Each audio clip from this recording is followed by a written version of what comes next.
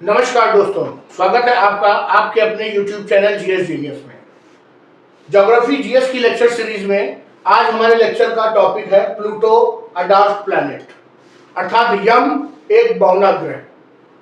Pluto को हिंदी में यम कहते हैं। बुध, शुक्र, पृथ्वी, मंगल, बृहस्पति, शनि, अरुण, वरुण, यम।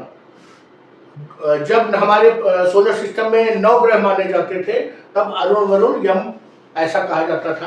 तो प्लूटो को हिंदी में यम कहते हैं। और डॉर्क प्लैनेट, डॉर्क मतलब बौना, प्लैनेट माने ग्रह। तो इससे पहले कि हम लेक्चर शुरू करें, आपसे निवेदन है कि हमारे चैनल को सब्सक्राइब करिए, हमें सपोर्ट करिए, और उससे आपको भी लाभ होगा, हमें भी लाभ होगा। आपको लाभ होगा कि हमारे लेक्चर समय पर आपके पास जैसे मैं अपलोड करूंगा वैसे ही वो पहुंच जाएंगे।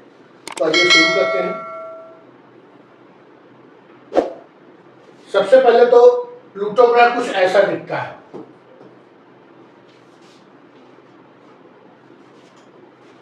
Pluto once considered as 9th planet in our solar system. तभी प्लूटो को हमारे सौर मंडल का 9वां ग्रह माना जाता था, लेकिन 2006 में ग्रह के रूप में इसकी मान्यता समाप्त कर दी गई और इसे डॉर्क प्लैनेट के रूप में मान्यता दे दी गई, अर्थात बौना ग्रह। इसे बौना ग्रह क्यों कहा गया, अपने इसी लेक्चर में हम आगे देखेंगे।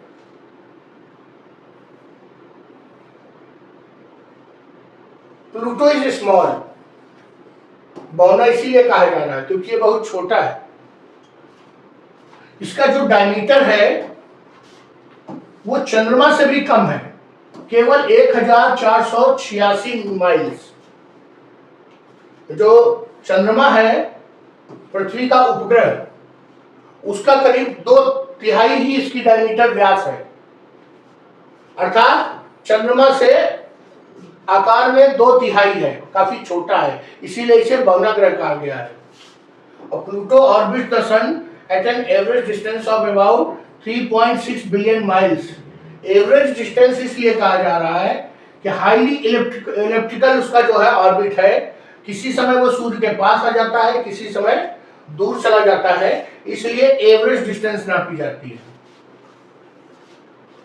Orbit is elliptical and tilted, so sometimes comes closer to sun than Neptune.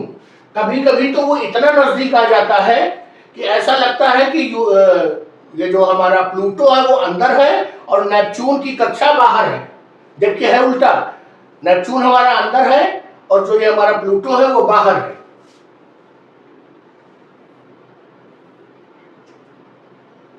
इसकी जो खोज की थी वो क्लाइव टॉमबाग ने की थी, जिन्होंने प्लूटो की डिस्कवरी तब की थी जब वो लोग 9वां ग्रह ही खोज रहे थे। उनका प्रयास था कि अभी तक 8 ग्रह मिल चुके हैं और अब हमें 9वां ग्रह भी खोजना चाहिए, हो सकता है 9वां ग्रह भी हो, और उसी की खोज में वो लगे हुए थे। और उनको ये सौभाग्य से प्लूटो मिल गया, तो उन्होंने घोषित कर दिया कि ये 9वां ग्रह है। उसके बाद और वैज्ञानिकों ने इसे खोजा और उनका समर्थन किया और कहा कि ये 9वां ग्रह है। लेकिन 2006 में जब और रिसर्च हुई प्लूटो के बारे में, तो इसको इंटरनेशनल एस्ट्रोनॉमिकल यूनियन इसने डॉर्क प्लैनेट घोषित कर दिया। क्यों घोषित किया? कि उन्होंने पाया कि जिस जगह पर यह है, अर्थात क्यूपर बेल्ट में, जो सौर मंडल के सबसे लास्ट में क्यूपर बेल्ट है, वहां पर जहां पर ये है हमारा प्लूटो, वहां पर प्लूटो से भी बड़ा एक आकाशीय पिंड है जिसे एरिस कहा गया, वो भी एक डॉर्क प्लैनेट है। तो उनका कहना था कि जब वहां पर इससे बड़ा ग्रह मौजूद है, इससे बड़ा आकाशीय पिंड मौजूद है, तो इसको कैसे हम जो है ग्रह घोषित करेंगे। वहां पर और भी इस तरह के सिमिलर साइज के कई आकाशीय पिंड मिले क्यूपर बेल्ट में।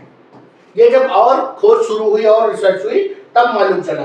तो 2006 में इसकी मान्यता समाप्त कर दी गई ग्रह के रूप में। Pluto surface has regions of methane and nitrogen ice. वहां पर कई पैचेस हैं मीथेन और नाइट्रोजन आइस के। इसमें से जो सबसे प्रसिद्ध है वो एक दिल के आकार का, मतलब कुछ ऐसा टॉमबॉग रिजियो, ये एक क्षेत्र ऐसा है जो मीथेन का पैच है, जहां मीथेन बहुत अधिक मात्रा में है, उसको नाम दिया गया टॉमबॉग रिजियो। रिजियो का अर्थात होता है रीजन, और टॉमबॉग जिन्होंने इस प्लूटो की खोज की थी उनके नाम पर टॉमबॉग रिजियो दिया गया। डॉर्फ प्लैनेट के अलावा और अगर कोई भी चीज सबसे इंपॉर्टेंट है प्लूटो में तो वो यही क्वेश्चन है, टॉमबॉग रिजियो। तो इस अगला पॉइंट है कि इसका जो एटमॉस्फेयर है वो बहुत थिन है, बहुत पतला एटमॉस्फेयर, बहुत हल्का सा है। और जब ये प्लूटो अपने ऑर्बिट में चक्कर लगाते हुए सन के नजदीक पहुंचता है तो सूर्य की जो सूर्य तप है, सोलर आइसोलेशन है, उसके कारण इसका एटमॉस्फेयर काफी फैल जाता है।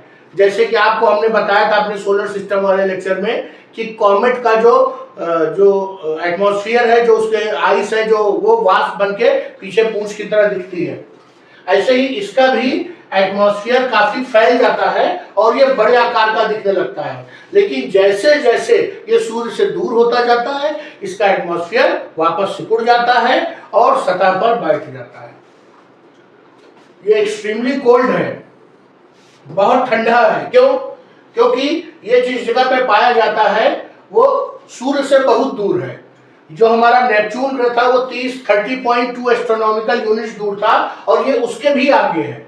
और उसके आगे कहां पर है? क्यूपर बेल्ट में। क्यूपर बेल्ट में मेनली क्या पाए जाते हैं? कॉमेट पाए जाते हैं। वो कॉमेट जो स्वयं आइस के बने होते हैं, तो वहां पर ऐसा तापमान है कि जहां पर बर्फ जम जाती है। तो हमारा जो प्लूटो डॉर्फ प्लैनेट है वहां भी बर्फ जमी रहती है और इसका तापमान -375 डिग्री से -400 डिग्री सेल्सियस तक रहता है। अर्थात जो हमारा यूरेनस जो सबसे ठंडा ग्रह था उससे भी ज्यादा ठंडा यहां रहता है।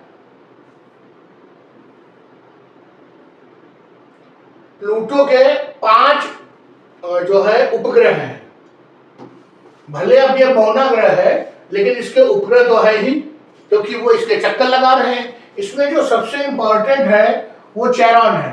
चेरॉन क्यों सबसे इंपॉर्टेंट है? क्योंकि ये उतना ही बड़ा है जितना कि प्लूटो है। ये एक अपने आप में अलग विडंबना है कि अभी तक उपग्रह जो होते थे उपग्रह से छोटे होते थे, लेकिन चेरॉन लगभग जो है प्लूटो के बराबर है। इसके अलावा स्टिक्स, निक्स, कैरबोरस एंड हाइड्रा ये सब है, ये सब बहुत इंपॉर्टेंट नहीं है। Charon is big relative to Pluto that they are sometimes called binary system। जो ये Charon और प्लूटो इनको बाइनरी सिस्टम भी कहते हैं, सोलर मंडल का बाइनरी सिस्टम, क्योंकि ये दोनों लगभग बराबर हैं। As they orbit a point between them, और वो जो घूम रहे हैं वो एक दूसरे के आमने सामने घूमते रहते हैं। ऐसा लगता है कि दोनों किसी एक पॉइंट के चारों तरफ घूम रहे हैं। जो चेरॉन है वो प्लूटो का सबसे बड़ा सैटेलाइट है और प्लूटो के साथ इतना बराबर साइज का है कि इनको डबल डॉट प्लैनेट भी कहते हैं। डबल डॉट प्लैनेट चेरॉन और प्लूटो को। तो चेरॉन और प्लूटो के लिए दो चीजें हो गई, एक बाइनरी सिस्टम और एक डबल डॉट प्लैनेट सिस्टम। और दे आर टाइडली लॉक्ड। अभी मैं बताता हूं टाइडली लॉक्ड क्या होता है। इसका मतलब वो एक दूसरे को हमेशा एक ही चेहरा दिखाते रहते हैं। सपोज ये चेरॉन है और ये हमारा प्लूटो है।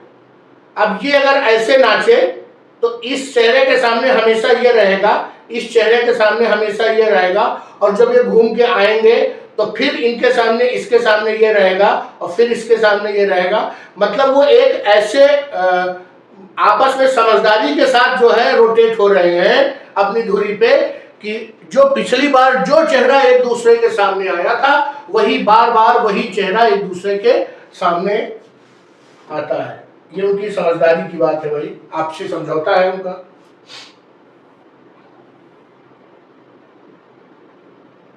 जो हमारा प्लूटो मौना ग्रह है उसका एक दिन पृथ्वी के 6.4 दिनों के बराबर होता है और उसको सूर्य का एक चक्कर लगाने में लगभग 248 अर्थ ईयर्स लगते हैं।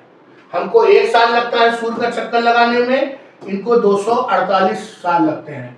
मतलब 200 साल से भी ज्यादा, लगभग 250 साल या 248 सही सही कहिए तो। और इसका जो पाथ है वो हाईली इलेक्ट्रिकल है, मतलब अति दीर्घवृत्ताकार है। इसके कारण सूर्य से इसकी दूरी बढ़ती घटती रहती है, जो कि लगभग 2.7 बिलियन माइल से 4.6 बिलियन माइल्स तक हो सकती है। 2.7 और 4.6 का मतलब यह है कि किसी समय वो 2.7 बिलियन माइल से जितना पास होगा और किसी समय वो 4.6 बिलियन माइल जितना दूर हो जाएगा। लगभग ये इसका 2 गुना है, लगभग।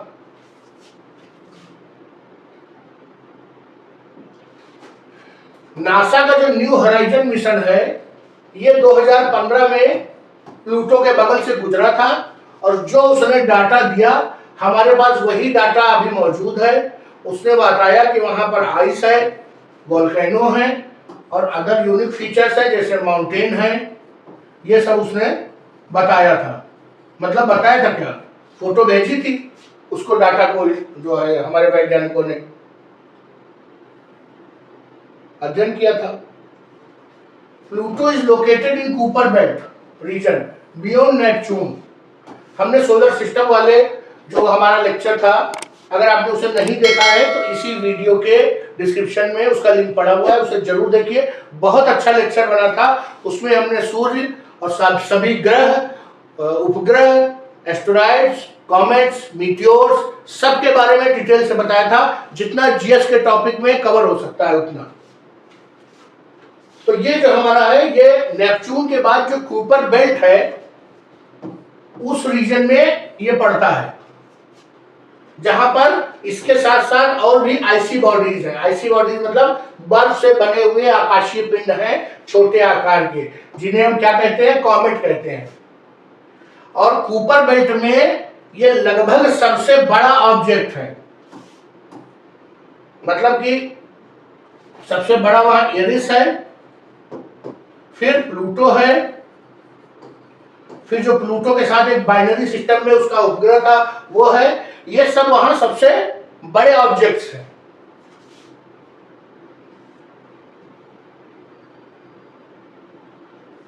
अब Pluto rotates on it's side. हमने आपको बताया था कि सभी लगभग अपनी धुरी पर घूमते हैं। जो हमारा नेपच्यून था वो 98 डिग्री पे घूम रहा था, ये उससे भी ज्यादा टिल्ट है, 120 डिग्री पे। और ये अनयूजुअल टिल्ट जो है, इसके कारण बहुत एक्सट्रीम मौसम यहाँ होते हैं, बहुत बदलाव होते हैं मौसम में।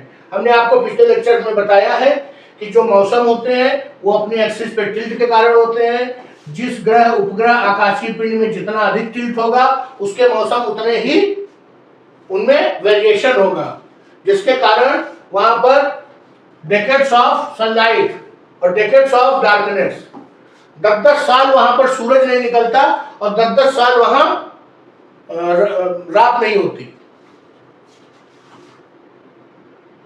ये उसके टिल्ट के कारण है। चलिए आगे देखते हैं। Pluto surface is mixture of nitrogen, methane and carbon monoxide. Pluto के सरफेस में नाइट्रोजन है, मीथेन है, कार्बन मोनोऑक्साइड है, और वो रेडिश ब्राउन कलर का दिखता है। रेडिश ब्राउन कलर के दिखने का कारण है कि जब मीथेन जो है सोलर रेडिएशन से इंटरेक्ट करती है तो थॉलिन्स नाम का एक ऑर्गेनिक मटेरियल बनाती है, और वही थॉलिन्स जो है हमको रेड एंड ब्राउन कलर का दिखाई देता है। तो कभी क्वेश्चन आ सकता है कि थॉलिन्स क्या है। तो मीथेन और सोलर रेडिएशन के कारण जो ऑर्गेनिक कंपाउंड बनता है वो थॉलिन्स है। थॉलिन्स कहां पाया जाता है? प्लूटो पे पाया जाता है। चलिए अगला पॉइंट देखते हैं। Beneath its icy surface, Pluto is thought to contain large amount of water ice. ऐसा माना जाता है कि प्लूटो की सरफेस के नीचे बहुत मात्रा में बर्फ, पानी बर्फ के रूप में मौजूद है। कुछ वैज्ञानिकों का तो यहाँ तक मानना है कि यहाँ पर समुद्र भी हो सकते हैं, क्योंकि हमारी जानकारी अभी अधूरी है। और कुछ वैज्ञानिकों का मानना है कि शायद वहां इतना पानी है जितना पृथ्वी पे सारे समुद्रों का पानी मिला दिया जाए उससे भी ज्यादा है। और अगला पॉइंट है, unlike many other small bodies, जैसे कि अन्य छोटे आकाशीय पिंडों की तरह जो हमारा प्लूटो है वो भी अभी जियोलॉजिकली एक्टिव है। वहां पर जो है प्लेन्स है, मैदान है, पहाड़ है, आइस वॉल्केनोज हैं। इसके कारण ये लगता है कि वो अभी भी वॉल्केनिक मतलब जियोलॉजिकली एक्टिव है। वहां पर जियोलॉजिकल अभिक्रियाएं मतलब भूगर्भीय अभिक्रियाएं चल रही हैं और हो सकता है कि भविष्य में उनका शेप और बदल जाए, बहुत बड़े बड़े पहाड़ बन जाए या बहुत बड़े बड़े क्रेटर्स बन जाए।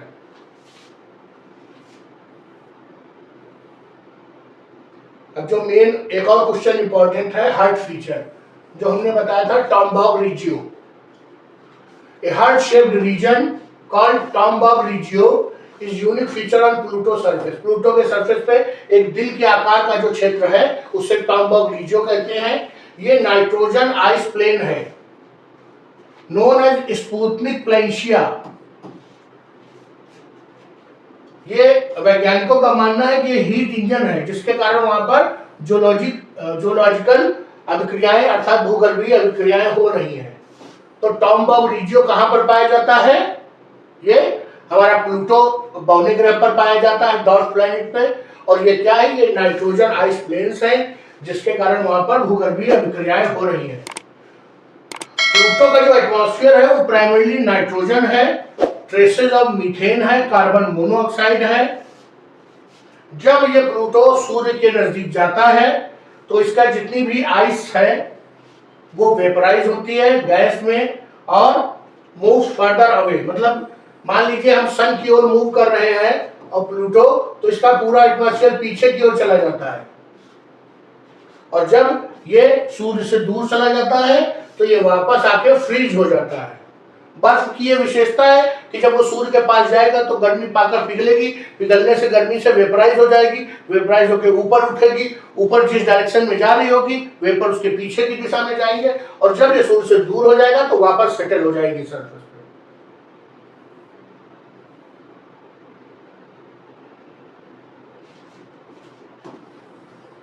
वैसे तो ये जो प्लूटो है ये सूर्य से काफी ज्यादा दूर है, लेकिन स्कैटरिंग बाय पार्टिकल्स जो वहां पे एटमॉस्फेयर है वहां पर जो डस्ट और आइस के पार्टिकल्स हैं उसके कारण वहां पर स्कैटरिंग ऑफ लाइट होती है और आसमान नीला दिखाई देता है। अभी तक केवल दो जगह पर आसमान नीला दिखा है, एक पृथ्वी पर और एक डॉर्फ प्लैनेट प्लूटो पे।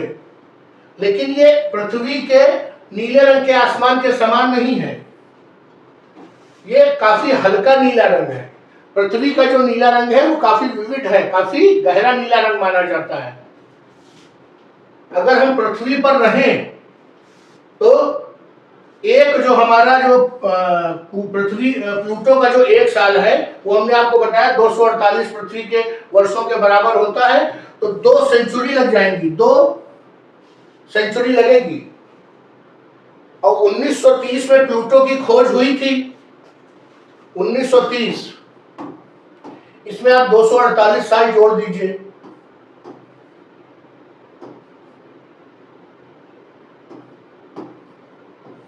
तो 1930 से एक साल पूरा होने में 2178वां वर्ष आ जाएगा। अभी चल रहा है 2024, अर्थात जब से खोज हुई है तब से प्लूटो अपने ऑर्बिट पे अभी एक चक्कर पूरा नहीं कर पाया है। उसको अभी जो है 154 वर्ष और लगेंगे अपना एक चक्कर पूरा करने में। यह प्रश्न आ सकता है कि अपनी खोज के बाद से अभी तक कौन सा आकाशीय पिंड है जो अपना एक चक्कर नहीं पूरा कर पाया है, तो वो प्लूटो है। तो प्लूटो जो है एक महत्वपूर्ण आकाशीय पिंड था हमारे सोलर सिस्टम का, उसको हमने डिटेल में कवर किया। इसमें जो 3-4-5 पॉइंट इंपॉर्टेंट बनते हैं जिनसे क्वेश्चन आ सकता है उनको हमने कवर किया और समय समय पर बताया भी कि इंपॉर्टेंट है। इसी पर हमारा एक MCQ वीडियो तैयार है जो कि शाम तक आ जाएगा। आप अगर उसको और इसको मिला करके देख लेंगे तो मुझे उम्मीद है कि प्लूटो पर या डॉर्फ प्लैनेट पे कोई भी क्वेश्चन जो है वो आपसे छूटेगा नहीं। तो चलिए लेक्चर को समाप्त करते हैं। हमारा प्रयास अच्छा लगा हो तो लेक्चर को लाइक करिए, चैनल को सब्सक्राइब करिए। धन्यवाद दोस्तों।